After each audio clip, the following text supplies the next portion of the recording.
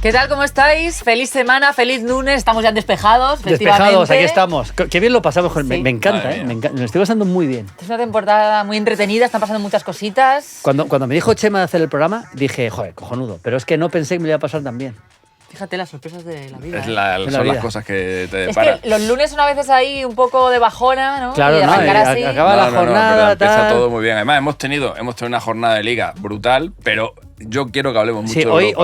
Hoy tenemos que hacer un especial Champions. Sí. Especial sí, Champions, especial lo que remontada. Se viene es tremendo. Venimos de unos partidos de ida brutales. Hoy hablaremos mucho de remontadas, de cómo veis las eliminatorias. El Barça lo tiene muy, muy encarrilado. Además, está bien que lo hagamos, porque como no se habla nada de la posible remontada del Madrid, está bien que nosotros lo hagamos. ¿Qué va? ¿Os habéis fijado? Cuando acabó el partido, está perdido. Bueno, al día siguiente ya había metido un gol el Madrid. Al siguiente, y ahora mismo estamos ya que la eliminatoria está pero hecha. Eso pasa en el fútbol, no solo en la remontada. Sí, por ejemplo, yo, el partido del Leganés, juega contra Osasuna. El martes digo, bueno, joder, Osasuna es un equipo, está flojo este año. Tal. Y llega el día del partido y Budivir me parece Van Basten. Esto es así, ¿eh? Eso es así, sí. Es verdad. Pues a ver qué piensa Cesc de todo esto también, porque bueno, protagonista. Sí, claro. Viene también Jesús Rodríguez de encarrilar mucho la eliminatoria para el Betis en la Conference. Jugó bien el Betis contra lo hice en la tele. Y luego el Athletic Club, que es verdad que empató a 0, pero yo creo que... Falló un penalti también, yo creo que se clasificará. Ahora no puedes dejar escapar un partido así. Jugando más de una hora con uno más y con un penalti a favor. Les das vida al rival, vida. Pero bueno, vamos a ver. Bueno, vamos primero con lo importante, porque sé que estáis esperando este momento. Las entradas para el partido de vuelta, lo que puede ser eso en el Bernabéu. Va a ser, el Real Madrid-Arsenal. No sé qué va a pasar, pero lo que sí que garantizo es que va a haber un ambiente brutal, porque es lo mínimo, es lo mínimo que el Madrid puede hacer. Sí, encomendarse a la épica, claro. Y sobre todo la gente, yo creo que va a haber una comunión, luego veremos qué pasa, lógicamente. Es muy difícil que remonte, luego lo hablamos. Bueno, pues en Despejados, junto a Fibers, vamos a sortear una entrada doble para uno de vosotros, para que podáis vivir lo que va a ser un ambiente espectacular, una gran noche de Champions. ¿Qué tenéis que hacer? Pues ir a la aplicación de Fibers, que ya sabéis que vamos de la mano con la gran aplicación de los amantes del fútbol. Allí vamos subiendo contenido en exclusiva. Pues allí, en el vídeo precisamente de la eliminatoria Arsenal-Real Madrid, Real Madrid-Arsenal, tenemos un enlace. Y tenéis que, pues poner ahí con quién os gustaría ir al partido. Simplemente eso, es que es fácil además, ¿eh? O sea, pones con quién quieres ir. Claro, con quién quieres ir y ya está. Y fíjate, si las ganas es una si pasada. Si gana, pues puedes ir con esa persona o no. Va a ser un gran acontecimiento. Luego, pase lo que pase, la previa va a ser una maravilla, ¿eh? O sea, por ejemplo, puedes poner, me gustaría ir al partido con Thierry Henry. Por ejemplo. Y luego te vas con quien te dé la gana. Exactamente. Porque no creo que Henry... No, está también liado con el programa que hace él para la Champions y tal, está complicado, pero puedes poner lo que te dé la gana. Lo que quieras. Es un sorteo, así que una entrada doble para el Real Madrid-Arsenal, la vuelta en el Santiago Bernabéu, un partidazo. Qué maravilla. Bueno, pues vamos con las preguntas de esta semana. La gente hace preguntas muy interesantes siempre. Sí. A través de Fibers o a través del correo electrónico, claro. Vamos con la primera, que nos llega precisamente ante Fibers. Nos la envía Alpinista 310. Bien. El alpinismo no es lo mío, pero hay gente que hace mucho alpinismo. Yo tengo un amigo, Alejandro Romero, para mí el mejor narrador que hay en España, que le gusta mucho el alpinismo. Y ha subido... Pues creo que subió al Mont Blanc y, joder, hay que... Yo lo admiro mucho. ¿Tú no te animas? No, me da miedo. Luego hay que bajar, además. Claro, no hay que subir, hay que bajar. Tengo que comer, ¿eh? Tengo que comer. Hay que hacer una preparación importante. Claro, esto no es levantarte un domingo por la mañana y subirte. Pero hablo de mucho cardio, mucha fuerza y, joder, es jodido. Me estoy acordando que una vez metimos a un chico en la COPE que había ido al Mundial de Rusia en bici desde España. Te lo juro, ¿eh? Y la pregunta que le hice, ¿te vuelves en bici también? ¿Y volvía? No, se volvía. Ya dijo que... demasiado. Bueno, hubo un chico que tuvo una movida, creo que iba a Qatar. Sí. Y no sé qué pasó. En un país en tal Irán, en Irán. Sí, lo metieron preso. De hecho, le tuve yo en el canal de Twitch antes de salir. Es peligroso. Antes de salir en la aventura y se lo dije. Digo, tío, vas a pasar por sitios que son complicados, ¿eh? No, pero conozco allá no sé quién. No sé qué pasó con él. Yo creo que salió ya de Irán, ¿eh? Pero estuvo ahí unos días... No pudo ir al Mundial, de hecho. Bueno, estuvo en Irán, estuvo meses. Bueno. Estuvo meses en Irán. Hay que tener cuidado con cómo se va y dónde se va. Sí, eso es verdad. Vamos con Alpinista 310, que os pregunta, ¿creéis... Nos liamos con cualquier cosa, ¿eh? Pero con cualquiera. Venga. ¿Creéis que vamos a volver a ver un 10 clásico o ya es una especie en extinción que no va a volver? Está bastante en extinción, ¿eh? Sí. Por ejemplo, el último 10 argentino bueno, Román, efectivamente, Juan Román Riquelme, pero es una especie en extinción, que poco a poco, por lo menos que se mantengan los extremos, porque los carrileros estaban cargándose los extremos. Pero bueno, yo creo que es difícil que veamos. No sé si habéis visto esta semana, no sé por qué, no sé si era una efeméride, se cumplía un año y tal, hacerle la famosa, el vídeo del topollillo, cuando se lo hizo, cuando se lo hizo a Macri, al presidente de Boca, porque no le quería vender. Metió un golazo y él, imaginaros, gol de Vinicius, de Mbappé o de Rodrigo, y se van al centro del campo y le hacen así a Florentino. Bueno. Imagínate la que se lía. Todo es posible. El poder que tendría Riquelme para plantarse delante del presidente, en la Bombonera, delante de todo el mundo y hacerle el topollillo al presidente.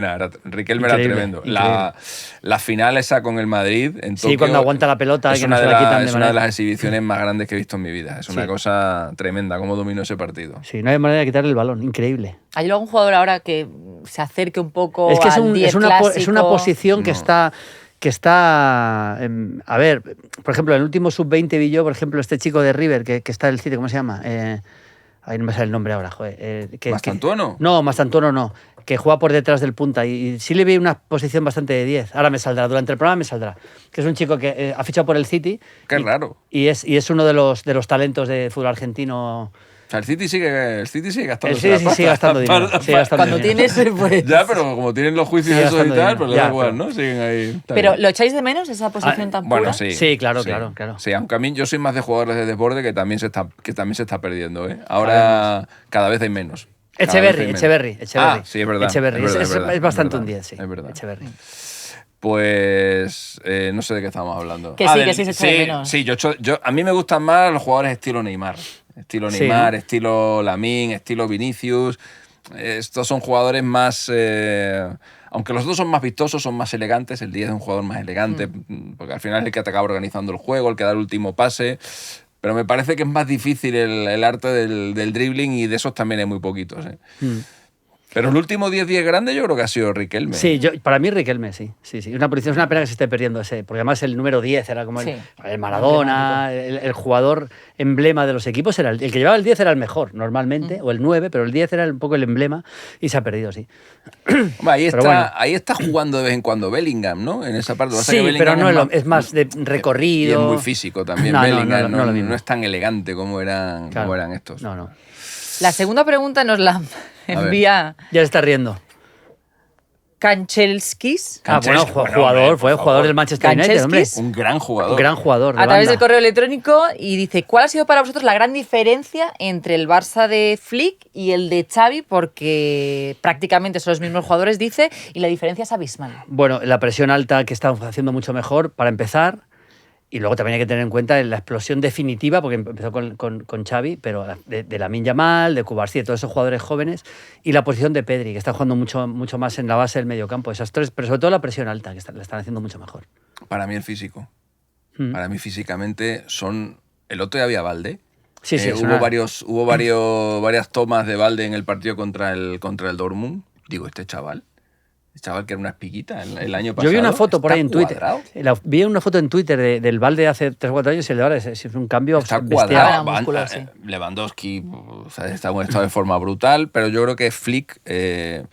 ha insistido mucho Lewandowski en eso, no sé si para darle un palo a Xavi o no, pero ha insistido mucho en que este año trabajan muchísimo la forma física, y tú ves al Barça el minuto 1 al minuto 90 presionar Pedri también le había dado algún palo a Xavi los últimos meses. Alguno ha habido también, pero yo creo que lo más importante ha sido la preparación física. Y luego ves a Rafinha, lo de Rafinha es una locura. Sí.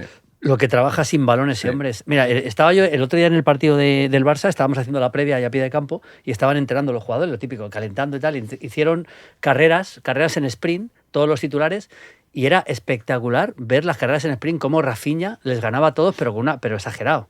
O sea, es una forma de correr. Yo estoy flipando con Rafinha.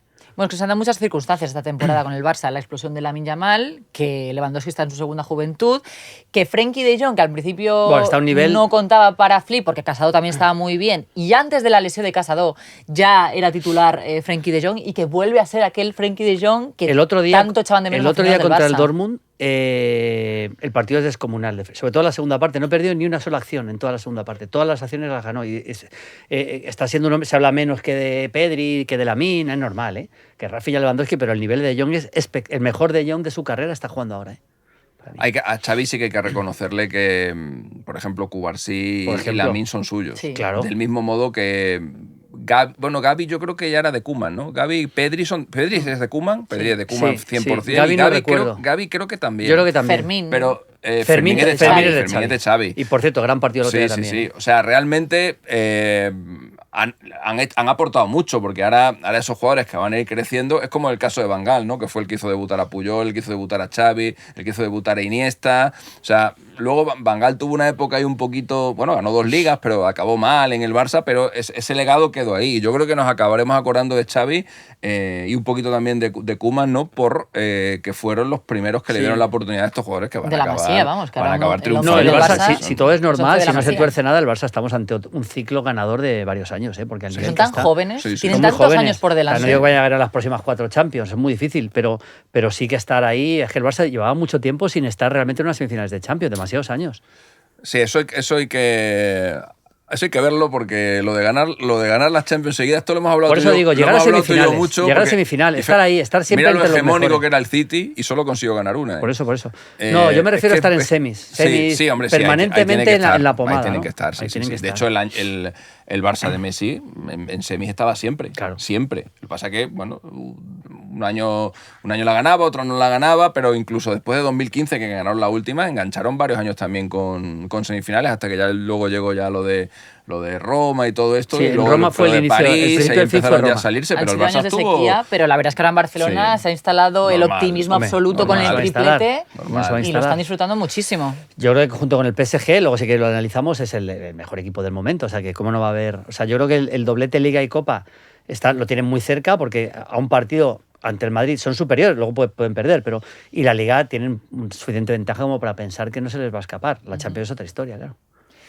Bueno, y la tercera pregunta, tercera y definitiva, que nos la envía por correo electrónico, Estropajo. No está mal. Me encanta. ¿Cuál ha sido el insulto más divertido o que más os ha gustado de los que os han dicho? Porque os habrán dicho unos cuantos, ¿no? Bueno, a mí me han dicho el repertorio completo. De hecho, ¿Tienes un top 3 de mejores No, uno que me hace mucha gracia. No sé si se puede considerar insulto, es lo de tobogán de piojos. Eso me hace mucha gracia. Sí. A ti te lo habrán dicho mil veces. Es gracioso, ¿eh? Sí, no, los argentinos... Cuando me llaman calvos se piensa que me están insultando. Los argentinos son especialmente ocurrentes y creativos, ¿no? Sí, cosas que tienen que ver, desierto capilar y cosas de esas, ¿no? Tobogán de piojos es muy gracioso. Te imaginas un piojo bajando por aquí. Está bien. Es gracioso. Pero bueno, yo de vez en cuando pongo... Una vez al año lo suelo poner un tuit cuando el Día de la Madre... Siempre pongo, acabo de felicitar a mi madre, siempre muy presente en vuestros pensamientos. También se acuerdan mucho de mi madre, vamos, menciona más a mi madre que a mí en Twitter. Fíjate. Bueno, pues... La gente se vuelve loca. La gente de bien. La gente se vuelve loca, es tremendo. Pero bien, está bien, ¿eh? La verdad que cuando te encuentras alguna cosa de estas ocurrentes... Por lo menos, si te van a insultar, que te insulten con gracia. Yo también me río. Que se le ocurren un poquito. Sí. No, porque el típico, hijo puta y tal. Eso no. Es que fácil. Eso no tiene... Claro, es demasiado fácil. Pero cuando te vienen con alguna cosita que no va a venir, este está bien. Oye, pues seguid mandándonos vuestras preguntas. Y seguir insultando, por supuesto. Bueno, insultad, que no pasa nada. Claro que sí. Pero con gracia. Con gracia y con... Si quieres hacemos un top 10 de insultos. Sí, es verdad. Sí. Sí, está bien, ¿eh? Sí. Pues lo podéis hacer a través del canal de Fibers de Despejados. Además, citando al insultador. Claro que sí, hay que dar la cara. O sea, este insulto es de fulanito. Citamos al insultador, que es una palabra que nunca se me ha ocurrido, insultador, macho. Y ponemos el top 10. Muy bien, me gusta la idea. Y a través de correo electrónico también nos podéis mandar vuestros insultos, despejados@thevoicevp.com. Recordad participar en la entrada doble para el Real Madrid-Arsenal, que se os va a pasar, que mañana es el último día y que luego vais a decir, tendría que haber participado porque vaya partidazo. Amigo. Bueno, os hemos avisado. Eso es. Y al hilo de este partido vamos con el tema de la semana, el tema de las remontadas. Bueno. Porque es un poco lo que decía Alexis, después del partido de ida, los madridistas estaban hundidos. Y a cabo de 2 días esto ya era el espíritu de Juanito. El miércoles a las 7 de la tarde no hay nadie que piense que el Madrid no va a remontar. No. Luego a lo mejor en el minuto 15 del primer tiempo ya se ha acabado. Fíjate lo que ha conseguido el Madrid, que más allá de la lógica, del fútbol, de la táctica, de la técnica, tiene ese aura de decir... Es que yo no descarto al Real Madrid. Se lo ha ganado. Sí, pero es muy difícil. En esta ocasión es muy difícil. Es muy difícil. Yo todavía no he pensado en los porcentajes famosos, ya lo pensaré. Pero sinceramente, hay un par de cosas. Hombre, al final, que te remonte el Lille es casi imposible, pero que te remonte un equipo que tiene a Mbappé, a Vinicius, son jugadores muy buenos. Y luego es verdad que hay una cosa que sí es interesante, y es que estos partidos son difíciles de jugar para un equipo para cualquiera, ¿eh? Porque no es normal tener 3 goles de ventaja ante un equipo que es muy bueno. Que a ver cómo lo gestiona el Arsenal. No es fácil de gestionar estos partidos, no son fáciles. A ver, yo veo pocas opciones, ¿eh? Veo pocas opciones, las cosas como son. En condiciones normales, un equipo que pierde 3-0 un partido de ida, si nos fijamos en los números, no llega ni al 3% de opciones de pasar. Por ser el Madrid, yo se lo subiría a un 10. Que ya lo estás multiplicando por 3, ¿eh? Claro. Ya estás multiplicando por 3 la probabilidad. Y a lo mejor, si me apura, la inexperiencia del Arsenal, que hablábamos el lunes pasado, que son un poquito pecho fríos, el Bernabéu, tal, pues igual se lo puedes subir como mucho, a un 15. Pero me parece en el momento en el que el Madrid marque el primero, esas porcentajes suben seguro. Claro. Pero esto del primer gol, yo me acuerdo la última vez que estuve a punto de remontar 3 goles, que fue después de perder 4-1 con el Dortmund, sí. Con los 4 goles de Lewandowski. El Madrid no marcó el primer gol en el partido de vuelta hasta el minuto 80. Claro, no. Ahora, eso sí. Si lo marca en la segunda parte es mucho más complicado. Pero si la primera parte marca tuvo 10 minutos. Cayó el 80 y luego rápidamente cayó el 2-0 en el 83 y tuvo 10 minutos para meter el tercero, que al final no lo acabó metiendo. Que encima le clasificaba, porque entonces el valor... Claro, o sea, realmente no es tan importante marcar muy pronto, ¿no? Lo importante es que una vez tú haces ese primer gol, sea cuando sea, ahí es cuando el rival empiece a temblar y aprovechen la ola, ¿no? Para meter otro. Esto le pasó al City no hace tanto en el Bernabéu. Claro. Estamos hablando, ¿no? Si el Madrid mete el primer gol, pero claro, hay que tener en consideración que el Madrid ha recibido 8 goles en los últimos partidos en el Bernabéu, en los últimos 3 partidos. Y a mí me parece difícil que el Arsenal se vaya sin marcar, ¿eh? Eso sí me parece difícil, porque el Madrid es muy frágil atrás. Entonces, claro, yo creo que el Madrid va a necesitar 4 goles mínimo para forzar la prórroga. Yo no creo que el Arsenal no marque. ¿Os esperabais el partido de ida que el Arsenal marcase? Bueno, es verdad que fueron golazos todos. Fue muy superior, pero es verdad que 2 de los goles son 2 tiros libres de Rice, que no había metido un gol en su vida de tiro libre. Yo creo que el resultado pudo ser hasta corto, porque Courtois estuvo muy bien. Pero que no es normal que te meta 2 tiros libres Rice. Eso no es normal. Yo cuando vi el primer tiempo, además lo comenté en la radio, me temía que al Madrid le podía caer una importante, porque es que hemos visto una versión del Real Madrid diferente en la Champions que en la Liga. Por ejemplo, el día del Manchester City vimos a todos trabajar mucho, vimos a todos presionar bastante, y sin embargo el otro día la presión era nula. Hay varias jugadas en las que es lo que puedes ver en la tele, ¿no? Te quedas mirando al centro del campo porque no tienes la perspectiva completa del campo, y te quedas mirando al centro a ver cuando aparece Mbappé. Y cuando aparece Mbappé por ahí, ya está el Arsenal en 3/4, ya están todos colocados y le ves como que llega como así, ¿no? Como al trote cochinero, ¿no? Ni Mbappé. Yo el otro día dije que el Madrid estaba defendiendo con 9, porque Mbappé creo que hace por uno que no defiende y entre Vinicius y Rodrigo hacen por otro. Hacen por otro que no defiende. Y realmente, en un fútbol como el de ahora, en donde hay tanta calidad, y el Arsenal tiene gente de mucha calidad en el centro del campo, si tú permites que cada rival, cada vez que tiene el balón, esté permanentemente en 3/4, permanentemente al lado de tu área, le dejas pensar a Odegaard porque no tiene gente que le encime, te va a buscar un pase, te va a buscar un desborde, sobre todo por la banda de Alaba, que la estaban buscando permanentemente, te van a aparecer las faltas, te va a aparecer un córner, que el Arsenal también es muy fuerte a balón parado, y al final le estás dando munición al rival. El Madrid en el primer tiempo hizo un ataque posicional y de ese ataque sacó un córner. También es un equipo que tiene esa calidad, y si tú le dejas tocar el balón en el área, pues también van a pasar cosas. Y yo veía que el Madrid le estaba permitiendo al Arsenal atacar mucho, y en el segundo tiempo, pues claro, todo lo que paró Courtois en el primero, pues no lo pudo parar en el segundo. A mí el partido me recordó al partido famoso del 4-0 contra el City en el Etihad, muy parecido. Ese partido, si lo analizas, ahí defienden 9. defienden 9. Y luego el Madrid corrigió completamente la temporada siguiente o 2 siguientes, que fue el día de los penaltis. Sí. Y claro, es que en un partido así tienen que currar los 11 ante un equipo que son buenos. Es que esto te puede servir contra un equipo normalito de la Liga. Entonces, yo estoy de acuerdo con lo que dice Alexis. Dicho esto, claro, con 3-0, es que yo doy por hecho que los jugadores van a salir ahí a dejarse el alma, porque es que si no ya apaga y vámonos. Más en el Bernabéu. Que a lo mejor no les vale, pero tienen que salir. El problema de la presión es que si tú no la tienes bien hecha, no la tienes bien organizada, no la tienes bien entrenada, es que de un día para otro no la vas a hacer. Porque el Madrid puede salir a intentar presionar de forma desordenada, a lo loco y tal, y el Arsenal, que es un buen equipo, te va a desarmar eso. O sea, o presionas bien o no presionas. Entonces, presionar bien para el Madrid es muy difícil. Entonces, yo creo que el Madrid solo puede remontar gracias a la inspiración individual. O sea, de repente que son muy buenos, joder, que de repente Vinicius te haga un jugadón, Mbappé haga un jugadón y a partir de ahí el Arsenal tenga miedo. Pero yo creo que tácticamente yo no veo al Madrid desbordando al Arsenal como bloque. Eso lo veo muy difícil. Yo es que me acuerdo en agosto, estaba yo en Andorra el día que el Madrid empata en Mallorca, y me acuerdo viendo el partido en un bar en Andorra y viendo la rueda de prensa luego de Ancelotti, diciendo, sé cuál es el problema, sé lo que pasa y lo vamos a resolver.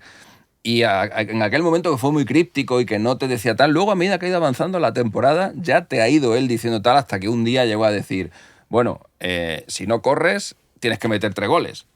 No queda otra. Él ha ido modificando el mensaje, pero yo creo que él el problema lo tiene detectado desde el principio. Sí, claro. Y el otro ya fue muy patente. ¿Qué ocurre? Que en la Liga Española no hay la gente de calidad que tiene, por ejemplo, el Arsenal. Y aunque tú vayas... Pues eso, aunque no defiendas mucho, aunque no te tomes el partido demasiado en serio, como no hay gente de esa calidad, pues cuando tú te estás enfrentando, no voy a nombrar ningún equipo para que nadie se sienta ofendido, pero no te van a generar ese tipo de ocasiones que el otro ya te genera el Arsenal. Y luego tú también te vas a encontrar ante defensas peor armadas que las del Arsenal y vas a poder hacer daño. Aún así, el Madrid los últimos partidos de la Liga los está ganando todos, los que gana por un gol. Sí, y recibiendo bastantes goles. Está sufriendo en todos. En cuanto te encuentras un equipo de un cierto nivel y Courtois no te haga la de París contra el Liverpool, que te lo pare todo, vas a tener problemas. Claro. Y el Madrid los tuvo en el segundo tiempo, de hecho, pero ya los puede haber tenido en el primero. El otro día, después del partido del 3-0, Ancelotti lo dijo en rueda de prensa, dijo, es que no recuperamos un balón, el Madrid es un equipo que no hace presión, no recupera un balón, entonces si deja salir cómodo al rival,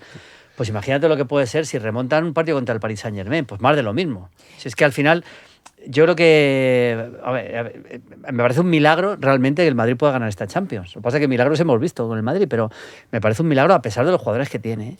Y luego defensivamente el equipo está mal. ¿Cómo era la forma que tenía el Madrid de llegar al área del Arsenal? Solo con transiciones rápidas. Claro. Solo con que el Arsenal le errara un pase, un balón largo. Era la única manera que tenía. El Arsenal, cada vez que tenía el balón, siempre llegaba al área del Madrid. Porque como no le presionaba a nadie, era avanzar poquito a poquito. Además, el juego se veía hasta lento, ¿no? Porque tú veías que el Arsenal tocaba el balón en el centro del campo, pero fíjate, iban como andando. Eso el otro día con el Valencia también le pasó. Claro. Valencia sufrió en muchos momentos, por supuesto, pero el Valencia yo le vi muy cómodo en el medio campo. Sí. Y eso es lo que dice Ancelotti, es que no recuperamos un balón, no es un equipo agresivo, claro. Sí. Modric no lo puede ser, Camavinga estuvo horroroso.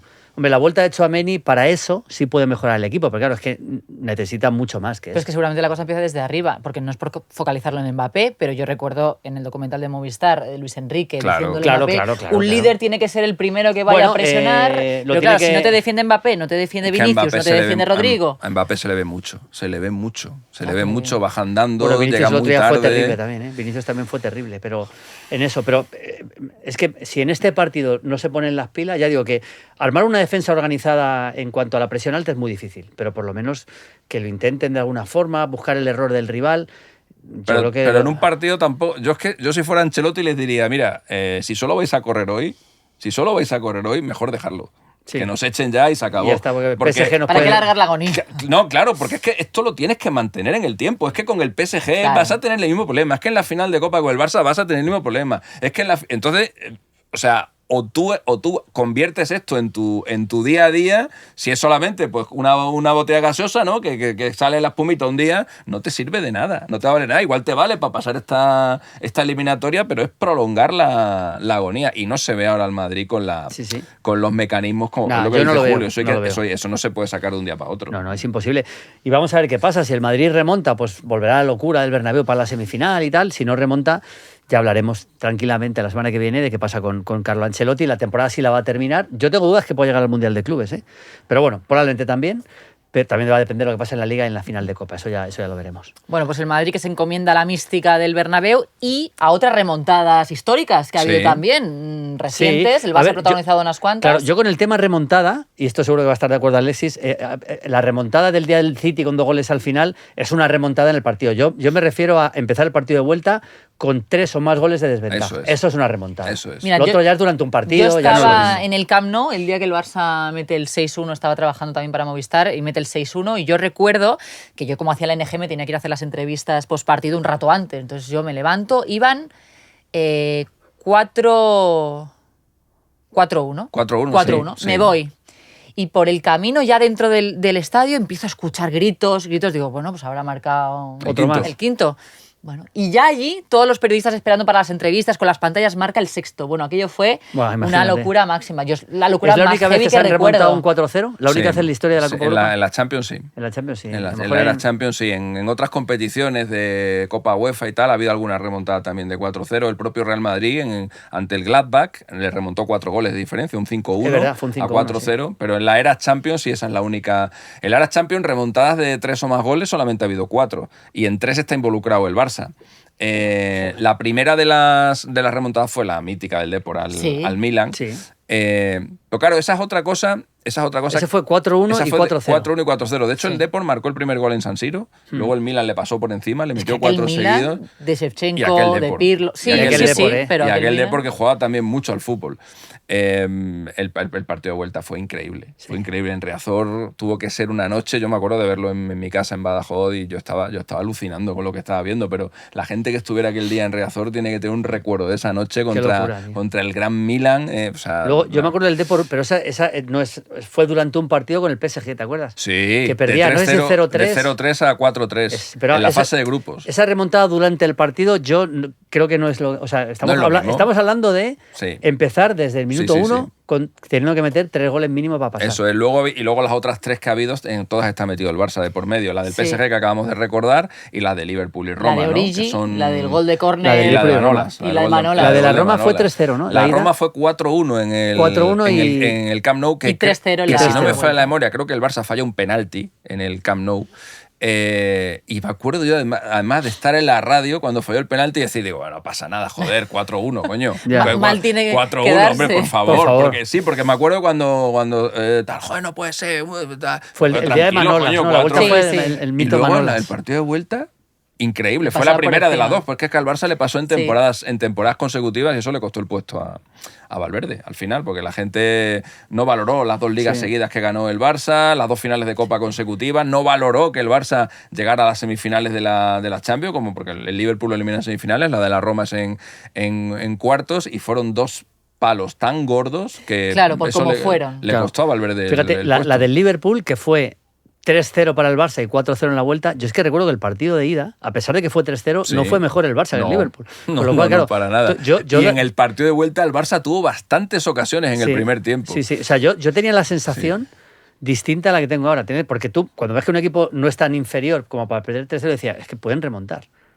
Entonces, y el Liverpool remontó con... Yo creo que no estaba Salah aquel día. Tenía 2 o 3 bajas el Liverpool importantes. Origi titular, ¿no? De hecho, los goles lo marcaron Wijnaldum, Origi. Origi fue el último. Yo nunca me olvido la imagen de Messi yéndose del césped ya. Ese fue todo empezó con el de la Roma, pero ese ya creo que fue el día en el que el Barça ya claudica un poco en lo que había sido el gran equipo.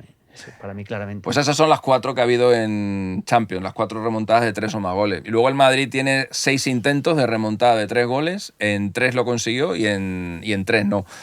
No lo consiguió contra el Benfica en los años 60, años 64, 65, perdió 5-1 en Lisboa y en el partido de vuelta ganó 1-0 y no hubo nada que hacer. Y luego la del Bayern, año 87, 4-1 perdió el Madrid en Múnich y 1-0 en el partido de vuelta, tampoco hubo nada que hacer. Y la última fue esta del Dortmund que hemos comentado. Y las 3 en las que remonta...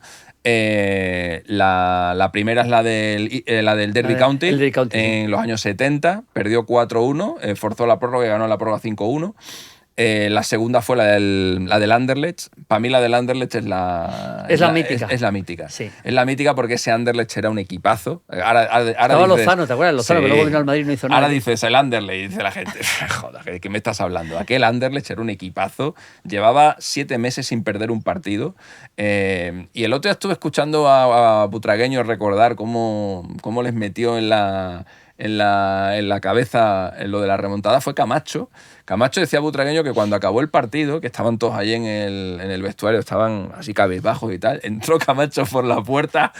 ¡Les metemos 4, eh! ¡Les metemos 4! Y la gente le miraba como diciendo... Camacho, y Butragueño, que era su primera temporada en el Madrid, le miraba como diciendo, este está loco. Se ha vuelto loco, ¿no? Y dice Butragueño que tuvieron 2 semanas hasta el partido de vuelta y que Camacho cada día llegaba al vestuario...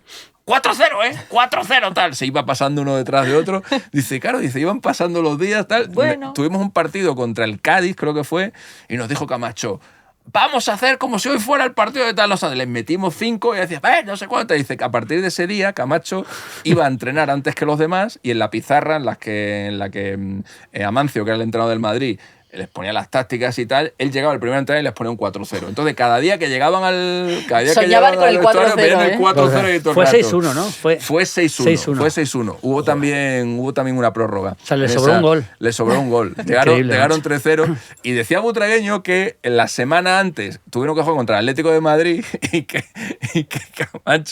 Camacho el día del partido con el Atlético de Madrid, justo antes del partido, les metemos 4, les metemos 4. Y decía la gente, ¿pero cómo le vamos a meter 4 al Atleti? Y decía, no, al Atleti no, al Anderlecht. A mí me da igual. Me da igual. Es verdad que esa es la más mítica, final, sí. Pero la más bestia fue la del Gladbach, porque la del Gladbach fue 4 goles de diferencia, ¿no? La del Gladbach fue la ida 5-1 y 4-0. O sea, 4-0 y marcó Santillana en el último minuto. El último minuto, que como valía doble entonces en caso de empate, yo me acuerdo, ese partido es absolutamente mítico, por la imagen de Juanito retirándose ya con el equipo clasificado, dando botes, dando saltos hacia la banda. Esa es una imagen mítica del madridismo, ¿eh? Y luego ese partido fue... Yo me acuerdo que ese partido no se televisó en directo, pero fue tal el resultado que lo dieron en diferido por la noche. Es verdad. Me acuerdo, sí, y fue brutal. Y entre medias hubo remontadas más pequeñitas contra el Inter, por ejemplo. Sí, me acuerdo una que fue 2-0 en la ida, perdió y 3-0 con prórroga. Eso es. Pero remontar 2-0, a ver, tiene mucho mérito, pero ya no es lo mismo. Sí, pero ahí es donde salió lo de Juanito, lo de 90 minutos.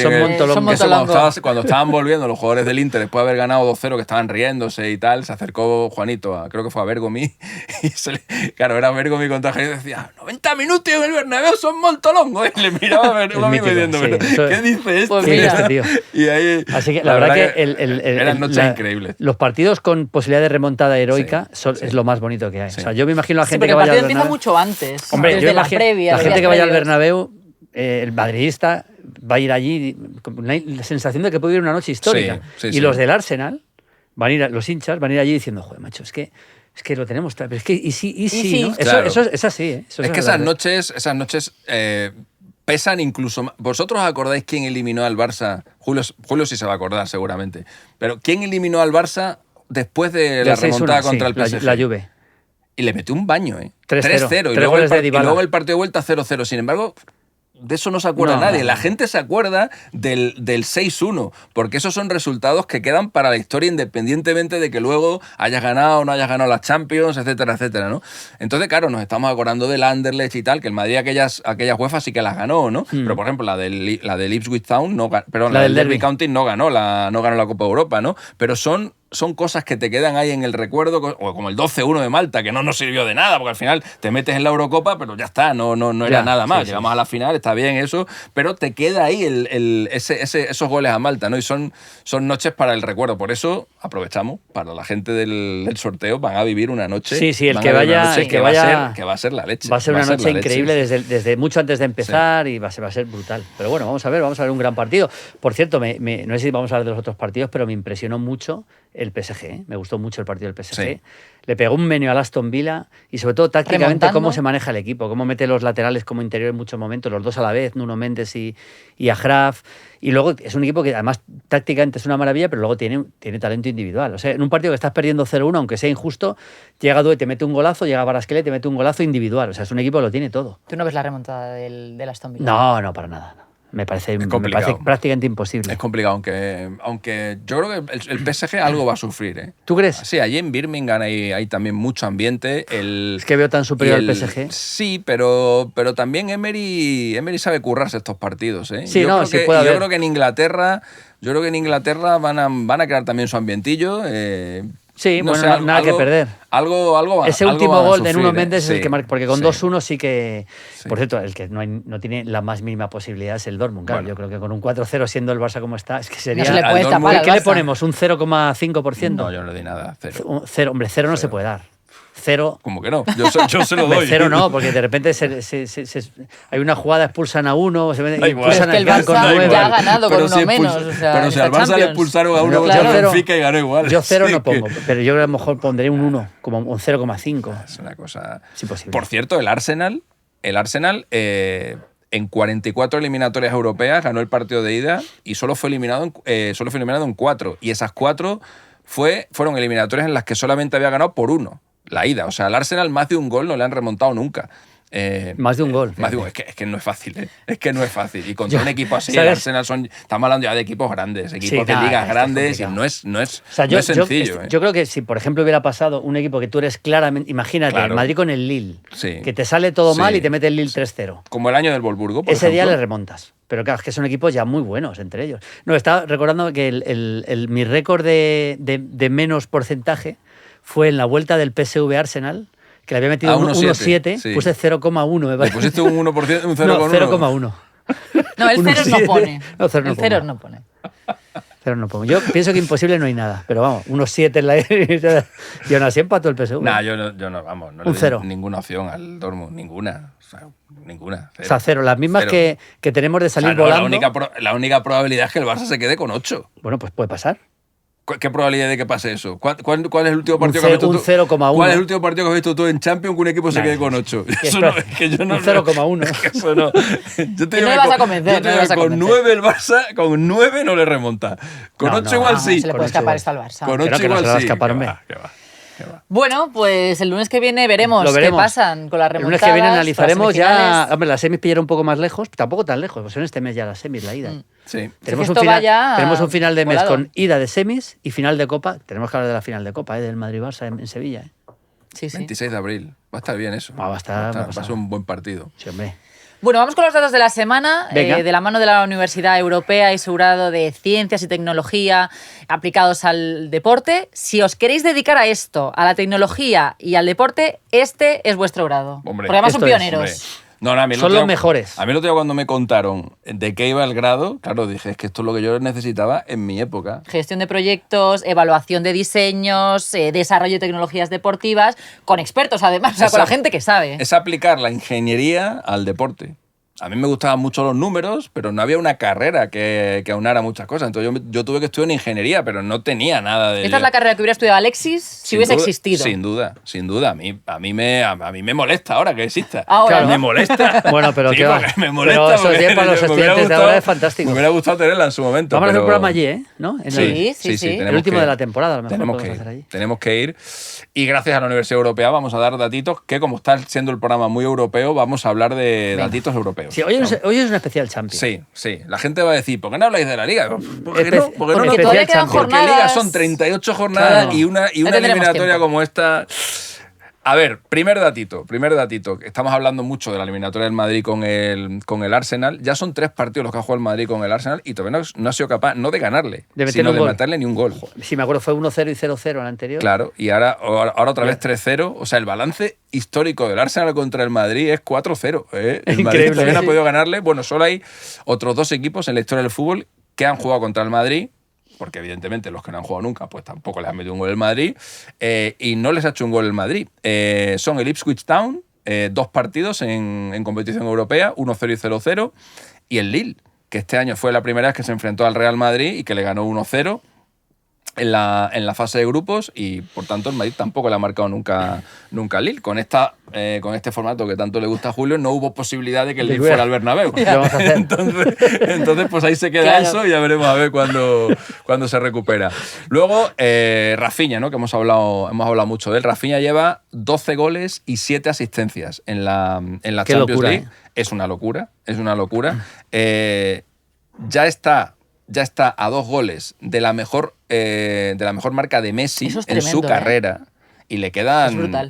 En Champions, dices, ¿no? Claro, le queda el partido de vuelta, los 12 semifinales y quién sabe si también la final. Le quedan 4 partidos para hacer 2 goles e igualar la mejor marca de Messi como jugador del Barça, que metió 14 goles en la temporada 2011-2012. De hecho, en esa temporada, 2011-2012, Messi hizo 14 goles y 5 asistencias. Es decir, 19 participaciones directas de gol, que son las que lleva ahora mismo Rafinha. Los 2 únicos jugadores que han tenido 20 participaciones o más directas de gol en la Champions son Lewandowski, que hizo 20 justas en la temporada 19-20, y Cristiano Ronaldo en la 13-14, que hizo 21. Metió 17 goles y dio 4 asistencias. Es que también es posible que bata esos 2 récords. Sí, perfectamente. Y se convierta en la mejor actuación individual, por lo menos desde el punto de vista numérico, en la historia de la Copa de Europa.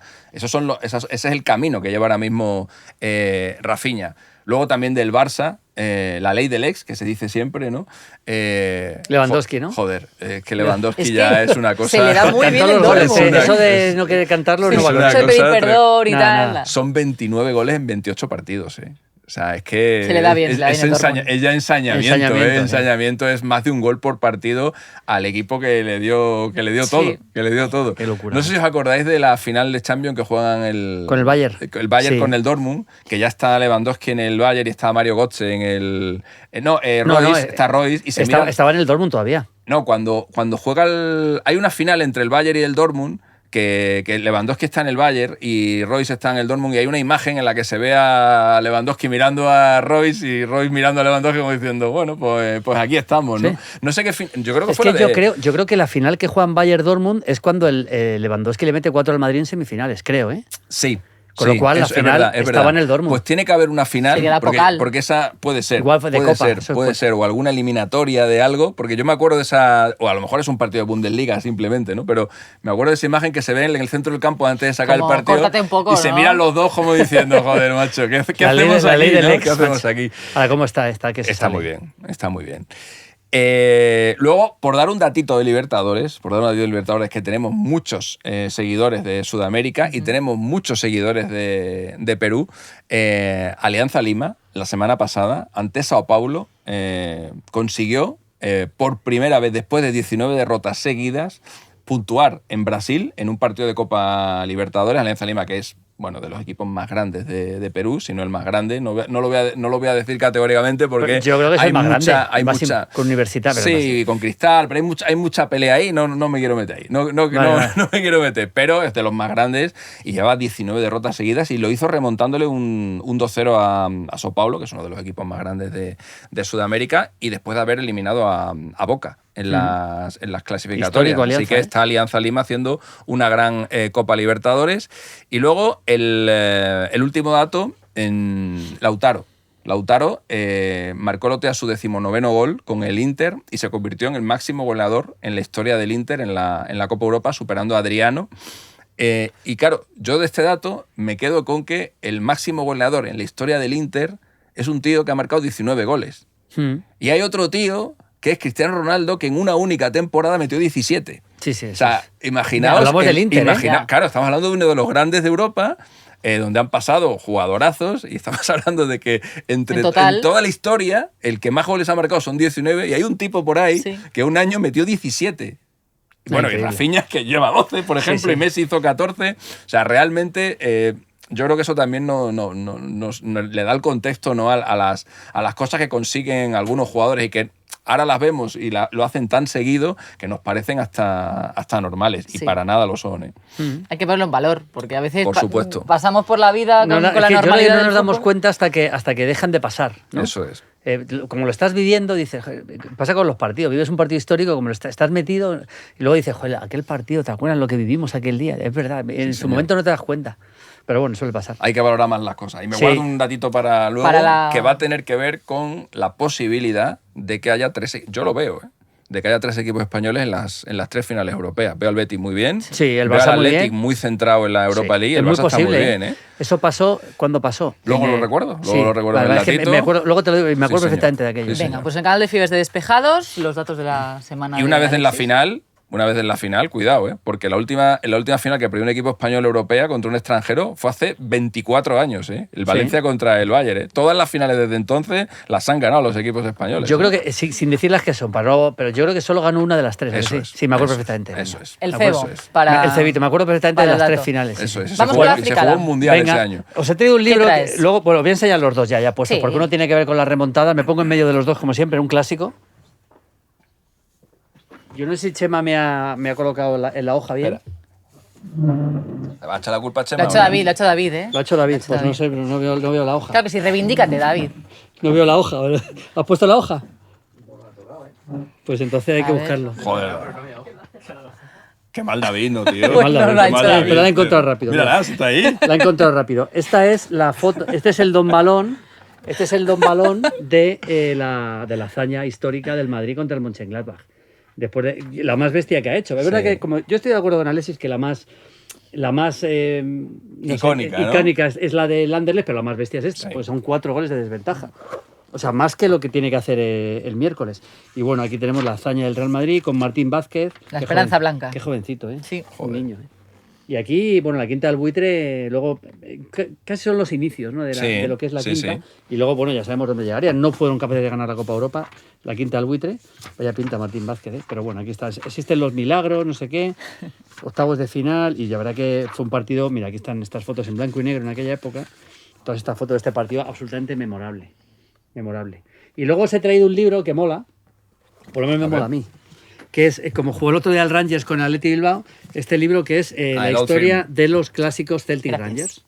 Este es un libro que compré en Escocia en su día y es el récord completo de todos los Old Firm, como llaman allí, que es el partido más grande que hay en Escocia y uno de los grandes clásicos de Europa, claro. Por lo que significa, por el tema también, por el tema social, católicos contra protestantes. Entonces, es todos los partidos, hasta cuando se publicó el libro, obviamente, todos los partidos con las crónicas y todo, con sus crónicas de lo que fueron todos los partidos hasta esta época del Rangers y el Celtic. Es bonito, ¿no? Muy guapo, sí. Muy guapo. Y tengo aquí esto, no sé qué es. Aquí sí tienes una hoja, ¿eh? Tienes aquí una hoja. Pues una tostadora que te ibas a comprar. Una tostadora que me iba a comprar por 9 libras cuando compré el libro.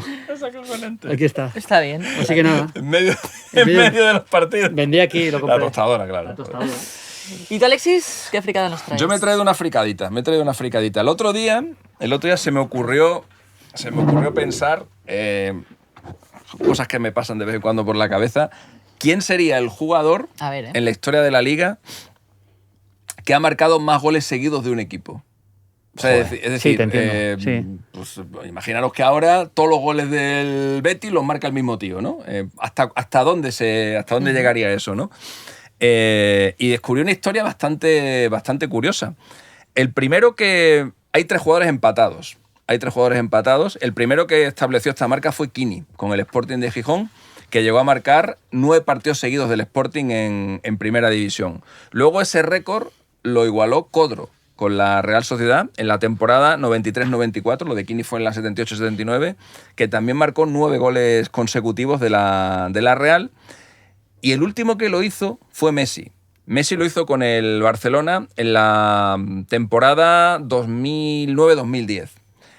Marcó 9 goles seguidos. Y cuando iba a marcar el 10º, que era un registro sin precedentes en la historia de la Liga, estaba jugando en la Romareda, le hicieron un penalti y coincidió con que Ibrahimovic tenía una muy mala racha sin marcar. Y Messi le cedió el penalti.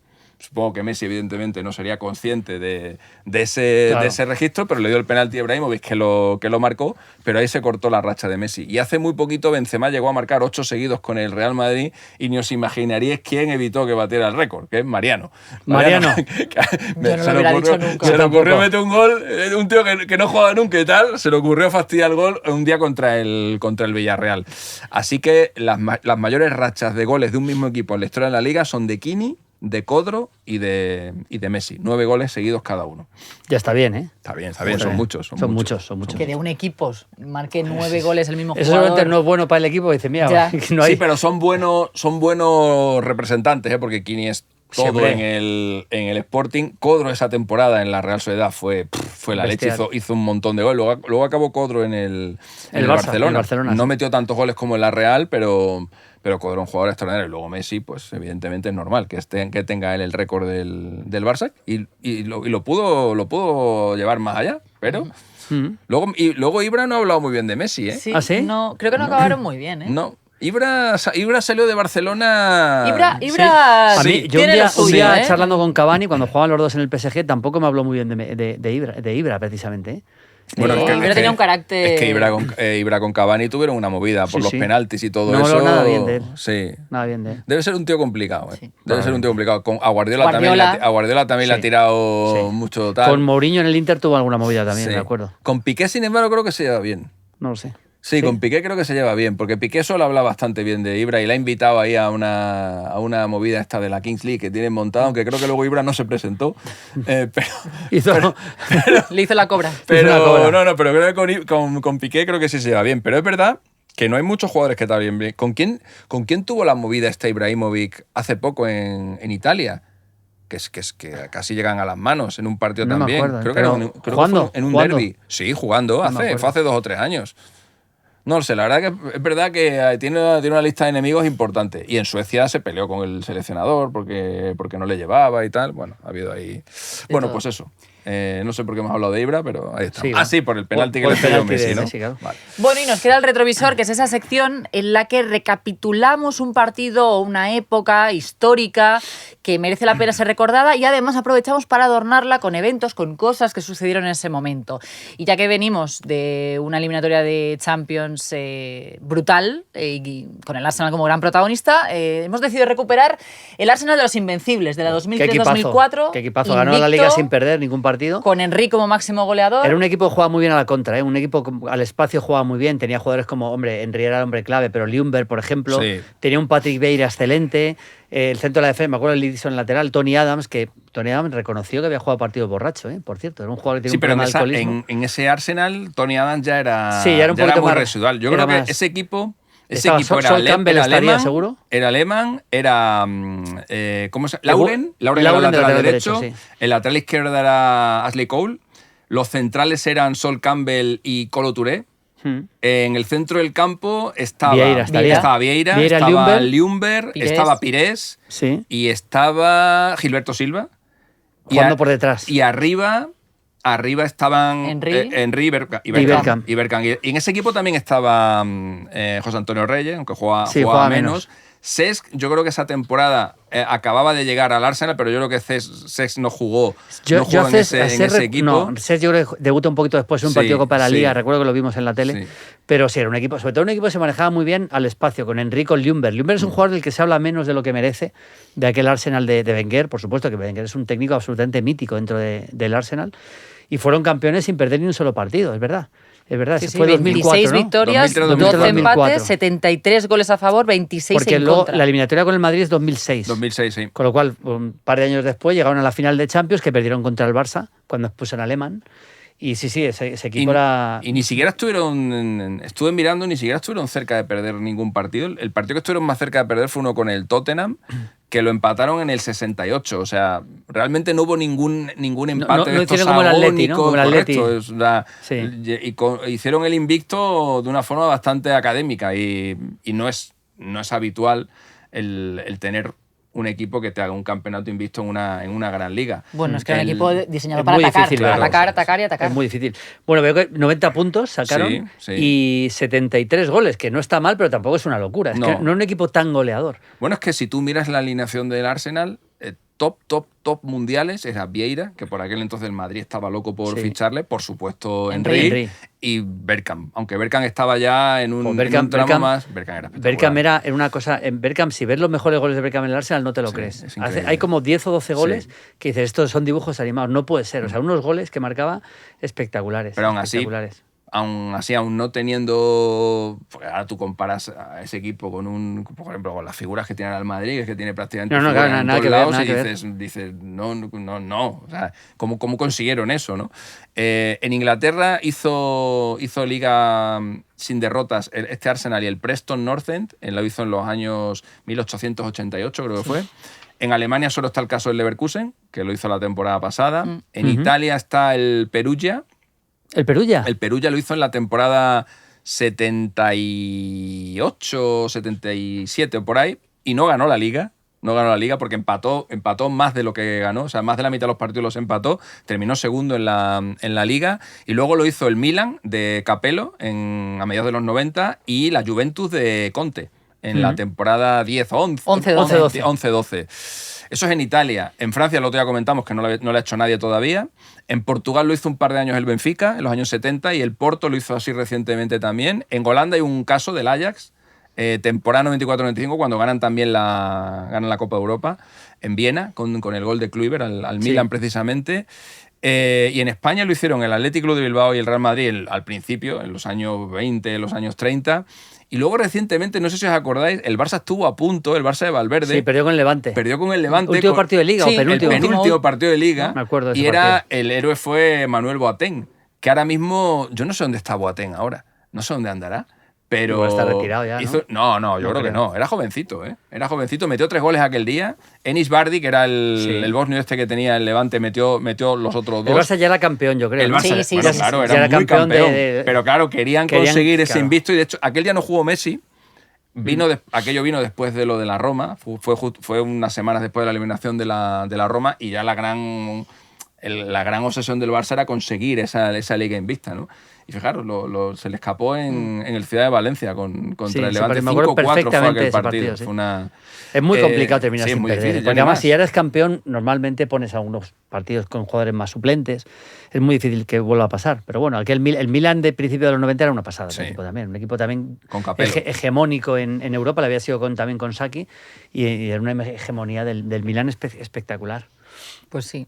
Aquel año, bueno, en el 2004, por recapitular un poquito lo que pasó en ese Arsenal de los Invencibles, hubo Juegos Olímpicos. Sí, claro, los del medio fueron en Atenas, ¿no? Eso es. Fueron los de Atenas. Que ganó Argentina, yo creo. Eso es el año que gana Grecia la Eurocopa.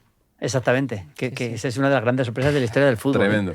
Y la final de Champions, ¿cuál fue ese año? El Mónaco. El Mónaco perdió con el Porto. 3-0. En el campo del Schalke, 3-0, sí. El Champions fue... El Oporto de Mourinho. Fue raruna esa Champions, sí. Creo que llegó. Fue cuando el Mónaco eliminó al Madrid. El Mónaco eliminó al Chelsea, después eliminó al Madrid, que había eliminado al Bayern. El Porto eliminó al Depor en las semifinales, y al Manchester United. Ese es un partido histórico, el gol de Costiña. Nunca me olvido yéndose Mourinho como loco por la banda. Porque estaban eliminados. Y en el último minuto marca Costiña y estaban eliminados. El Oporto había ganado la UEFA el año anterior. Que no debe ser fácil, ganar UEFA el año anterior. Al Celtic en Sevilla, que montaron un pollo. Yo estaba en Sevilla en aquella final, montaron un pollo los escoceses allí, aparte que se bebieron todo, pero dejaron Sevilla hecho un desastre. Ese fue el primer partido de Mourinho grande como entrenador. Fue con prórroga aquella final, ganó 3-2, y ese año hizo el triplete el Porto, pero con la Europa League, con la Copa de la UEFA, ganó la Liga y la Copa, y al año siguiente ganó la Copa de Europa. Y yo creo que Mourinho, no sé si tú te acuerdas, Mourinho cuando gana esa Copa de Europa inmediatamente se marcha al Inter. Sí, porque la Supercopa... De hecho, se enfadaron con él, ¿eh? Porque esa Supercopa es Porto contra el Valencia, que había ganado la UEFA al Marsella, de Drogba. Y en esa Supercopa no está Mourinho. No, se va. Me acuerdo que yo estaba en ese partido. Me acuerdo, se fue al Chelsea, al Chelsea, y luego se fue al Inter. Sí. Y se enfadaron mucho con él porque por lo visto ya lo tenía firmado y no había dicho nada, entonces casi ni celebró demasiado y tal. Pero bueno, fue histórico lo del Oporto. Mourinho se ha ido, ahora que lo dices, Mourinho se ha ido de los equipos justo después de ganar la Copa Europa, porque el Inter le pasó lo mismo, se fue al Madrid, sí. O sea, gana con el Oporto, se va al Chelsea, sí. Sí, la verdad. En fin, pero nada, ¿cómo se llamaba el jugador que tenía el Porto? Era... Pero de la época de... No, de esa final. Derlei. Derlei no. Tenía un jugador así grandote que hizo una gran final. De hecho, creo que marcó en la final esa. Pero yo luego no sé qué fue. Estaba con ese equipo y tal. Estaba Vítor Bahía. ¿El brasileño? Jardel. No, Jardel no era, no me acuerdo quién era, macho. No me acuerdo quién era, pero era un jugador que hizo un campañón y luego desapareció. Pues una cosa como Joao Félix, algo así, que le hizo solo que este ganó la Copa Europa. Ya me acordaré de él. Que yo creo que era Carlos Alberto. No me acuerdo yo. A ver la alineación. A ver. Aquí tenemos la gente que nos ayuda también ahí. Sí. Carlos Alberto. Yo me acuerdo del partido perfectamente, que fue 3-0 y fue muy cómodo para el Oporto. Muy cómodo. Ricardo Carballo, Jorge Costa, Deco, Derlei, Maniche. Algunos se los trajo al Madrid. A Ricardo Carballo se lo trajo al Madrid al final. Sí. Era un buen equipo. Era un buen equipo. Y el Mónaco... Eliminó al Depor, ¿te acuerdas? Que le ganó 1-0, fue 0-0 en Oporto. Y 1-0 en Coruña. En La Coruña. Con la expulsión de Andrade. La expulsión de Andrade, que era una broma que le había gastado no sé quién era. A Deco. Sí. A Deco. Joder, ¿cómo se le escapó esa Copa Europa al Depor? No va a estar en otra, lamentablemente. No. Bastante tiene si sube a primera. Bueno, chicos, vamos a ir cerrando. Pues nada, lo hemos pasado bien, ¿eh? Sí. Especial Champions. Vamos a recordar varias cosas. Que nos podéis mandar vuestras preguntas a través del canal de Fibers de Despejados o a través del correo electrónico y sobre todo las entradas. Que no se os pase porque quedan poquitas horas para que cerremos el sorteo. En Fibers hemos dejado un enlace para que podáis dejar la persona con la que iríais al partido. Vais a entrar en un sorteo y el ganador se va a ir al Bernabéu para ver el desenlace del Real Madrid-Arsenal. Así que con todo esto, gracias a los dos. Seguimos en Spotify, en YouTube, en Twitter, por todos lados. Hasta la semana que viene. Adiós. Chao.